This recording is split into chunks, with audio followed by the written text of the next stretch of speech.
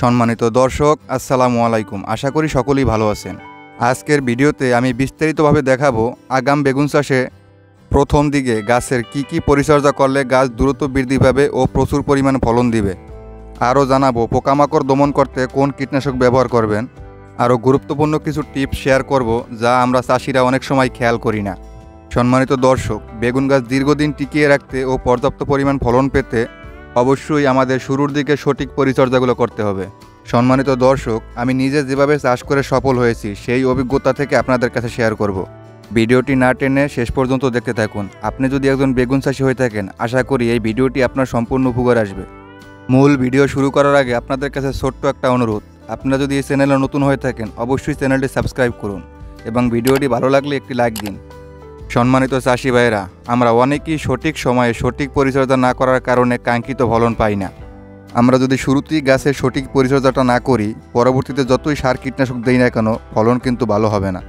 প্রথমেই আমরা চারা রোপণের সাথে সাথে প্রতি লিটারে 2 গ্রাম হারে ট্রাইকোডার্মা মিশিয়ে প্রতিটি গাছ সহ গাছের গোড়ার মাটি ভালো করে ভিজিয়ে দিব। এতে করে গাছের গোড়া পচা ও ঢলে পড়া রোগ থেকে সুরক্ষিত থাকবে। গাছের বয়স 8 থেকে 10 দিন হলে গোড়ায় কিছু অনুখাদ্য ও সার প্রয়োগ করতে হবে।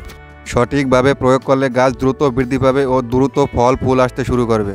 আমার গাছের বয়স যখন 10 দিন হয়েছিল তখন আমি যে সারগুলো প্রয়োগ করেছিলাম তা হলো গাছ প্রতি সরিষা খোল 20 গ্রাম, ডিএপি সার 10 গ্রাম, হিউমিক অ্যাসিড 3 গ্রাম ও ম্যাগনেসিয়াম সালফেট 3 গ্রাম।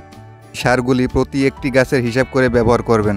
এই উপাদানগুলো একত্র করে মিশিয়ে গাছের গোড়ার চারপাশে মূল গাছের 3 থেকে 4 ইঞ্চি দূরে মাটি আলগা করে সারগুলো দিয়ে আবার মাটি দিয়ে ঢেকে দেবেন। ইনশাল্লাহ 5 থেকে 6 দিনের ভিতরে গাছ সবুজ ও সতেজ হয়ে উঠবে এবং নতুন শাখা প্রশাখা বের হতে শুরু করবে। পোকামাকড় নিয়ন্ত্রণ। বেগুন গাছে প্রথমত যে সমস্যাগুলো দেখা যায় তা হলো সাদামাছি ও বিভিন্ন শোষক পোকা। তার আক্রমণে মোজাইক ভাইরাস হতে পারে এবং কচি পাতা খেয়ে ফেলা লেদা পোকা। এই সবগুলো পোকা একসাথে দমন করতে আমি যে কীটনাশকটি ব্যবহার করেছি তা হলো সিনজেন্টা কোম্পানির সবিক্রণ। এই কীটনাশকটি সাদামাছি ও বিভিন্ন শোষক পোকা ও লেদা পোকার বিরুদ্ধে ভালো কাজ করে থাকে।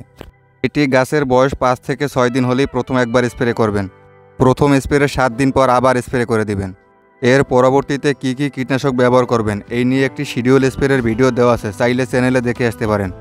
গাছের বয়স যখন 18 থেকে 20 দিন হবে তখন যে পরিচর্যাটি করতে হবে তা হলো গাছের অতিরিক্ত যে শাখা প্রশাখা বের হয়েছে এগুলি কেটে দিতে হবে। গাছের অতিরিক্ত শাখাগুলো কেটে না দিলে গাছের বৃদ্ধি কমে যেতে পারে এবং গাছ অতিরিক্ত ঝোপানো হয়ে গেলে গাছের পোকামাকড় আক্রমণ বেড়ে যায়।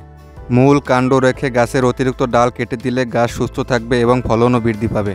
জমি আগাছা মুক্ত রাখবেন, কারণ আগাছা থেকে বিভিন্ন ধরনের পোকামাকড় ও রোগ ছড়ায়। সঠিক সময়ে সঠিক পরিচর্যা করলে ফলন দ্বিগুণ হবে ইনশাল্লাহ। বেগুন গাছের পরবর্তী পরিচর্যা ও স্প্রে শিডিউল সম্পর্কে ভিডিও দেওয়া আছে, চাইলে চ্যানেলে দেখে আসতে পারেন। ভিডিওর কোনো অংশ যদি বুঝতে অসুবিধা হয় অবশ্যই কমেন্টে জানান, আমি উত্তর দেওয়ার চেষ্টা করব।